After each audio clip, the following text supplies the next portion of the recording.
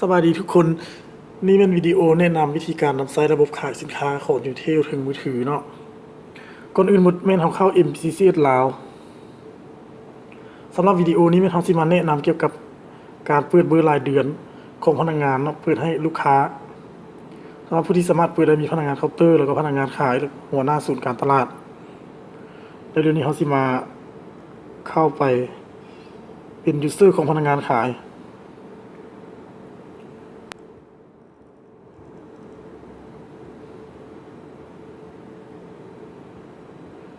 ตัวนี้มันเป็น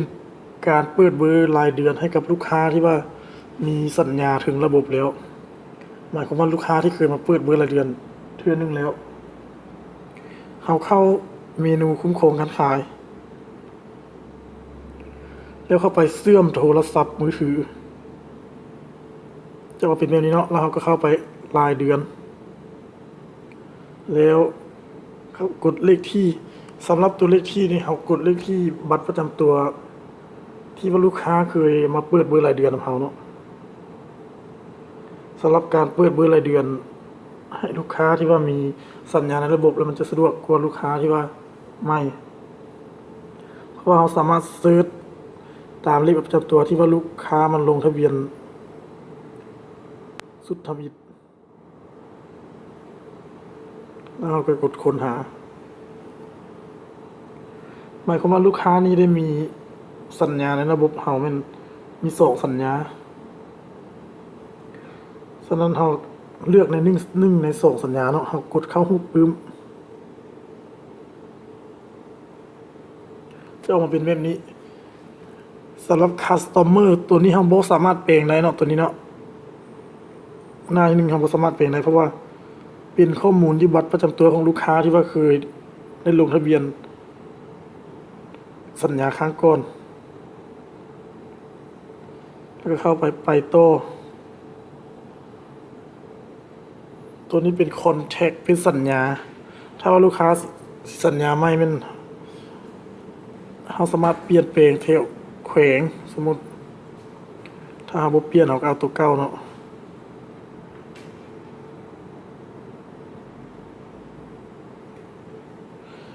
ถ้าว่าเราบ่เปลี่ยนเราก็คลิกใส่ตัวค้นหาแล้วจะเห็นสัญญาเก่าของลูกค้าคลิกใส่ห้องสี่เหลี่ยมน้อยๆนี่แล้วก็คลิกปิด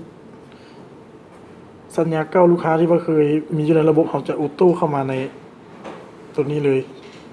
จะสะดวกแล้วก็คลิกไปต่อบัดนี้เลือก Subscriber เป็นข้อมูลเลขหมายตัวนี้เข้าไปทำอีก Product Name เป็น Package เลือก Package เราเลือก Starline 1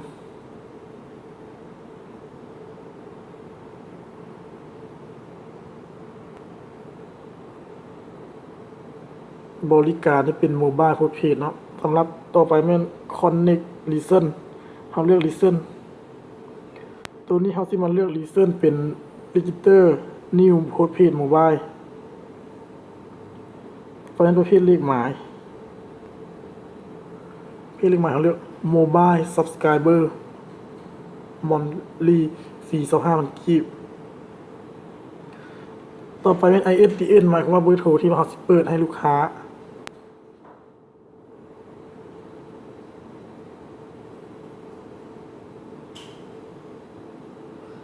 เราเลือกเบอร์โทรที่เราสิเปิดให้ลูกค้า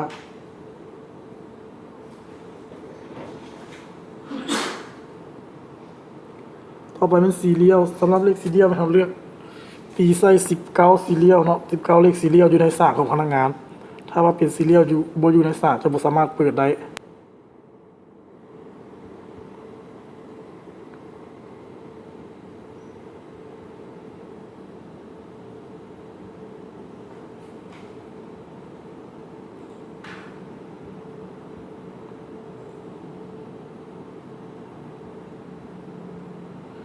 หลังจากที่ว่าเรากดซีเรียลแล้วเนาะให้เราเข้าไปยืนยันแล้วก็มาเลือกโควต้าสำหรับโควต้าเราสามารถเลือกได้ตามใจแต่ว่าตัวนี้เขาสิมาเลือก3 แสนกีบกดเข้าไปยืนยัน ถ้าว่าออกมาเป็นแบบนี้แล้วเขากดกาเบิ้งถ้าว่าแน่ใจแล้วเขากดเสื่อมโตอ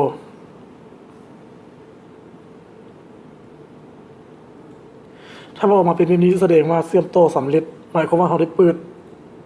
รายเดือนให้ลูกค้าไปแล้ว1เบอร์นี่เป็นวิดีโอที่ว่าแนะนำเกี่ยวกับการเปิดเบอร์รายเดือนให้ลูกค้าที่ว่ามีสัญญาอยู่ในระบบแล้วขอบใจทุกคนที่ติดตามวิดีโอ